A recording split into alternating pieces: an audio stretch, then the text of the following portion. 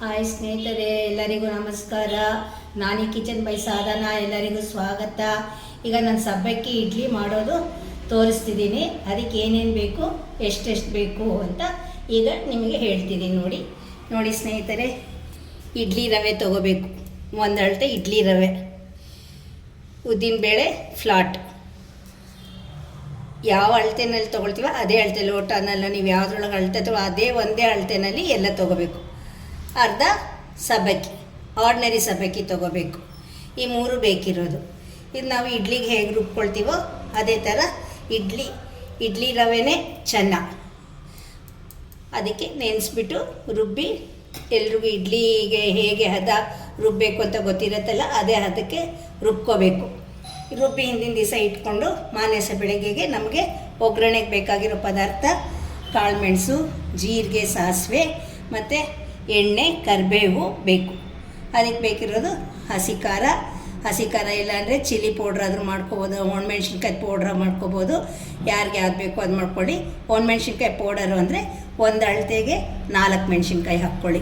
ಇದಕ್ಕೆ ಒಂದು ಅಳತೆಗೆ ನಾನು ಒಂದು ನಿಂಬೆಹಣ್ಣು ಒಂದಿಷ್ಟು ಹಸಿಮೆಣ್ಸಿನ್ಕಾಯಿ ಖಾರ ತೊಗೊಂಡಿದ್ದೀನಿ.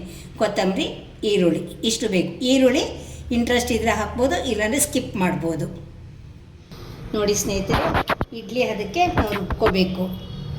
ಆಮೇಲೆ ಇದು ಸಬ್ಬಕ್ಕಿನ ನಾವು ನಿಮ್ಗೆ ತೋರಿಸಿದ್ನಲ್ಲ, ಅರ್ಧ ಗ್ಲಾಸ್ ಸಬ್ಬಕ್ಕಿ ಅಂತ, ಅದನ್ನು ಹಿಂದಿನ ದಿವಸ ರಾತ್ರಿ ಇಡ್ಲಿ ಇಟ್ಟು ರುಬ್ತೀವಲ್ಲ, ಆವಾಗಲೇ ಅದನ್ನು ಮಜ್ಜಿಗೆನಲ್ಲಿ ನೆನೆಸ್ಕೋಬೇಕು.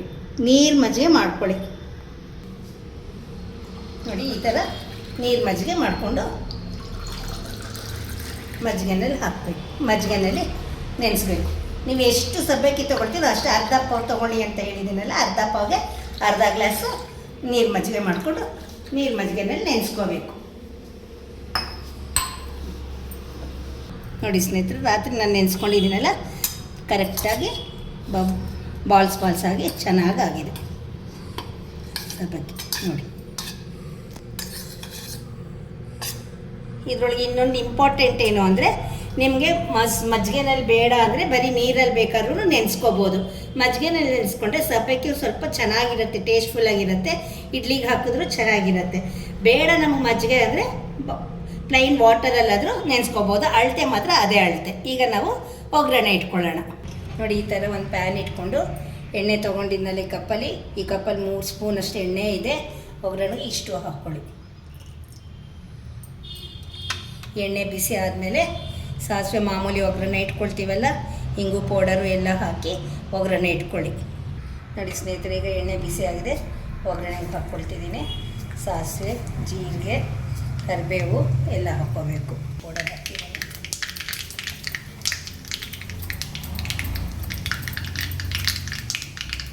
ಮೆಣಸು ಇಷ್ಟು ಹಾಕ್ಕೊಂಡು ಆಫ್ ಮಾಡಿಬಿಡೋಣ. ನೋಡಿ ಸ್ನೇಹಿತರೆ, ಈಗ ನಾನು ನಿಮ್ಗೆ ತೋರಿಸಿದ ಅಳತೆ ಲೋಟ, ಅದೇ ಲೋಟದಲ್ಲಿ ನಾನು ಎಲ್ಲದಕ್ಕೂ ಮೂರು ಪಾವು ಅಕ್ಕಿ ಇಡ್ಲಿ ರವೆಗೆ ನಾನು ಮಾಡಿರೋದು. ನಾನು ಹೇಗೆ ಹಾಕ್ತೀನೋ ಹಾಗೆ ಹಾಕಿ ಅವಾಗ ಮಿಕ್ಸಿಂಗ್ ಚೆನ್ನಾಗಿ ಬರುತ್ತೆ. ಫಸ್ಟು ಈರುಳ್ಳಿ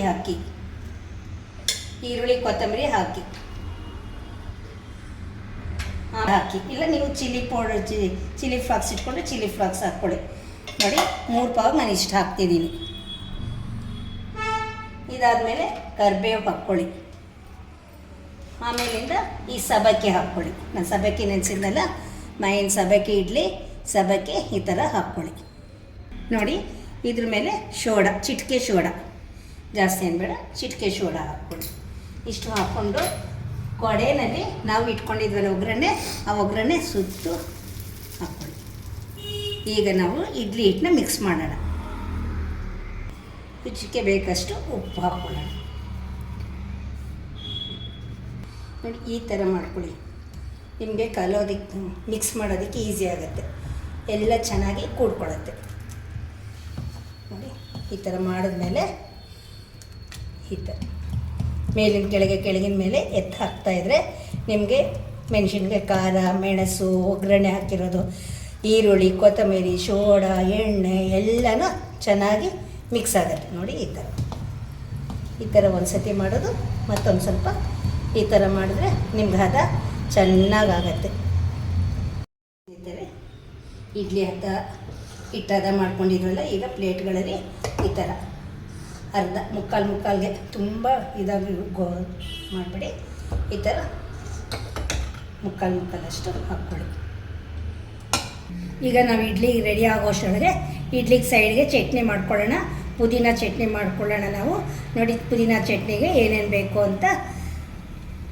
ಅದೇ ನೋಡಿ, ಪುದೀನ ನಾನು ಸ್ವಲ್ಪ ತೊಗೊಂಡಿದ್ದೀನಿ, ಒಂದು 1/4 ಕಟ್ಟು ತೊಗೊಂಡಿದ್ದೀನಿ. ಕೊತ್ತಂಬರಿ ಒಂದು 1/4 ಕಟ್ಟು ತೊಗೊಂಡಿದ್ದೀನಿ. ಬೆಳ್ಳುಳ್ಳಿ ಒಂದು 2 ಎಳ್ಸು, 4 ಒಣಮೆಣ್ಸಿನ್ಕಾಯಿ, ಹುಣಸೆಹಣ್ಣು ಒಂದು ಸ್ವಲ್ಪ ಹುಣಸೆಹಣ್ಣು, ಜಾಸ್ತಿ ಏನು ಬೇಕಿಲ್ಲ, ಒಂದು ಸ್ವಲ್ಪ ಹುಣಸೆಹಣ್ಣು, ರುಚಿಗೆ ತಕ್ಕಷ್ಟು ಉಪ್ಪು, ಬೆಲ್ಲ. ನಮ್ಮನೇಲಿ ಕಂಪಲ್ಸರಿ ಬೆಲ್ಲ ಇರಲೇಬೇಕು. ಸ್ವಲ್ಪ ಹುಣಸೆಹಣ್ಣಿಗೆ ಸರಿ ಹೋಗೋಷ್ಟು ಬೆಲ್ಲ, ಅರ್ಧ ಸ್ಪೂನ್ ಸೋಂಪು, ಅರ್ಧ ಸ್ಪೂನ್ ಜೀರಿಗೆ, ಒಂದು ಸ್ವಲ್ಪ 1/4 ಇಂಚಷ್ಟು ಹಸಿ ಶುಂಠಿ. ನೋಡಿ ಇಷ್ಟೇ, ಸ್ವಲ್ಪ ಇದ್ದರೆ ಇದಿದ್ರೂ ಆಯಿತು, ಇಲ್ಲಿದ್ರೂ ಆಯಿತು. ಇದ್ದರೆ ಉಪಯೋಗಿಸಿ, ಇಲ್ಲದ್ರೆ ಬಿಡಿ.